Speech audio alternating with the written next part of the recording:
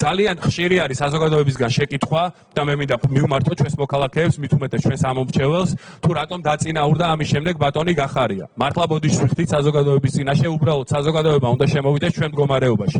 ჩვენ არც კოჰაბიტაცია არ გვინდოდა, არც ნინო ლომჯარიას დანიშვნა არ გვინდოდა, არც ქალბატონი ზურაბიშვილის გაპრეზიდენტება არ გვინდოდა და არც ბატონი გახარიას გაპრემიერება არ გვინდოდა. უბრალოდ ჩვენ მაშინ პოლიტიკური ჯანი არ გქონდა მაგდენი, ვინაიდან ჩვენი სუვერენიტეტი არ იყო ესეთი გამტკიცებული. ამაზე დრო მოვა და უფრო დეტალურად ვესაუბრები ჩვენ საზოგადოებას და შესაბამისად ეხა ყველა ხვდება რომ ჩვენ არავის არაფერს არ ვეკითხებით და არ ვითვალისწინებთ. ყველა ტიპის გადაწყვეტილება, რომელიც ეხება ჩვენს ქვეყანას, მიიღება საქართველოშივე. ძალიან მოკლედ მინდა რეზიუმე გავაკეთო გუშინდელი დღის. პირველი საკითხი, რომელიც იყო განხილვის საგანი, ეს იყო 20 ივნისის მოვლენები და მან ვერ აუხსნა ჩვენ საზოგადოებას მაგალითად რატომ დააპირისპირა პოლიცია მოქალაქეებს და რატომ არ იდგა იქ რკინის ჯებირები. ასევე ვერ აუხსნა ჩვენს მოქალაქეებს რატომ არ გამოიყენა წყლის ჭავლი და წყლის ჭავლის მაგივრად რატომ გამოიყენა რეზინის ტყუები და როდესაც იგი ამდენი ხნის განმავლობაში ყველა განცხადებაში ამბობდა რომ ყველა ბრძანება მისი გაცემული იყო მათ შორის რეზინის ტყუების გასროლასთან დაკავშირებით გუშინ